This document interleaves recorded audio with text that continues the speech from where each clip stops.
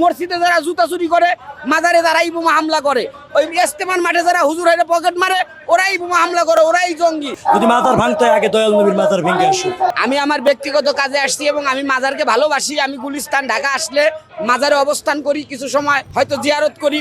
এটা আমার মনের একটা আশা এবং মনের একটা আবেগ। কিন্তু মাজার ভাঙতে চাইছে কারা, কি, এগুলো আমি জানি না।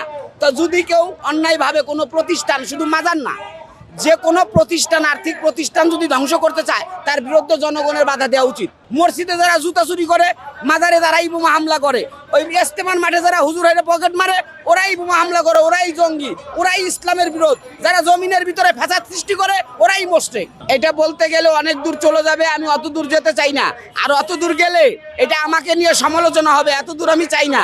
ভালো এবং মন্দ সব জায়গায় আছে। ওই মসজিদের ভিতরে খারাপ লোক আছে, মাজারেও দুষ্কৃতী লোক দু একজন থাকে এবং থাকবেই। প্রত্যেক গ্রামে যেমন ভালো মানুষ আছে,